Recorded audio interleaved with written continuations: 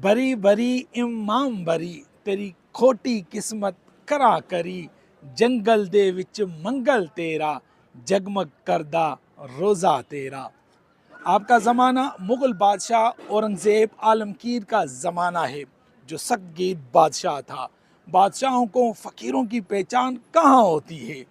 وہ تو اپنی دھن دولت میں ہر وقت مست رہنے والے ہیرو جواہرات کے محلات میں اطلس اور کم خواب کے بستروں میں سونے والے نازنین ہوا کرتے ہیں۔ لیکن جب کسی بادشاہ کے نصیب میں کسی فقیر کی زیارت لکھی ہو تو وہ ہو کر رہتی ہے۔ اسی طرح ایک مرتبہ بادشاہ اورنگزیب عالمگیر اپنے لاؤ لشکر کے ساتھ اسی بستی کے قریب سے گزر رہا تھا تو اس کے راستے میں شام ہو گئی تو اس نے اپنے سپاہیوں کو خیمے لگانے کا حکم دیا اور نہایت وسیع پیمانے پر کھانا بنوایا اور اپنے سپاہیوں کو کہہ بھیجا کہ سارے لوگوں کو دعوت دی جائے اور تمام لوگ بادشاہ کے ساتھ کھانے میں شریک ہوئے۔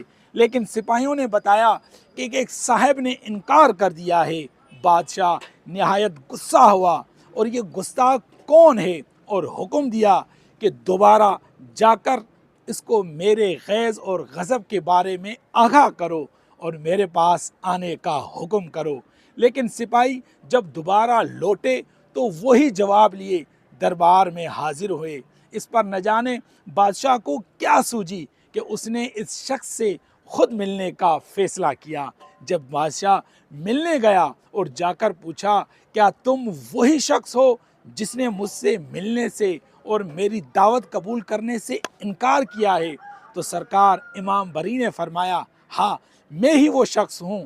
جس پر بادشاہ نے کہا کیا تجھے علم نہیں کہ ہم بادشاہ وقت ہیں اور تم ہماری جاگیر ہو؟ اس پر امام بری سرکار نے کہا تم جو بھی ہو جاگیر صرف اللہ کی ہے اور تمہیں جاگیر دیکھنے کا شوق ہے تو ہمارے ساتھ اس پتھر پر بیٹھو۔ جب بادشاہ اورنگزیب عالمگیر اس پتھر پر بیٹھا تو اسے اپنے چاروں طرف ہیرے جواہرات سے بنا دربار نظر آیا اور وہ پتھر جس پر امام بری سرکار بیٹھے تھے وہ ایک بہت خوبصورت تخت کی صورت میں نظر آیا۔ اورنگزیب عالمگیر امام بری سرکار سے بولے معاف کیجئے گا میں نے آپ کو پہچانا نہیں تھا اس لیے آپ کے ساتھ گستاخی کر بیٹھا۔ یہ سن کر امام بری سرکار نے اورنگزیب عالمگیر کو معاف کر دیا اور اس کے حق میں دعائیں بھی کی۔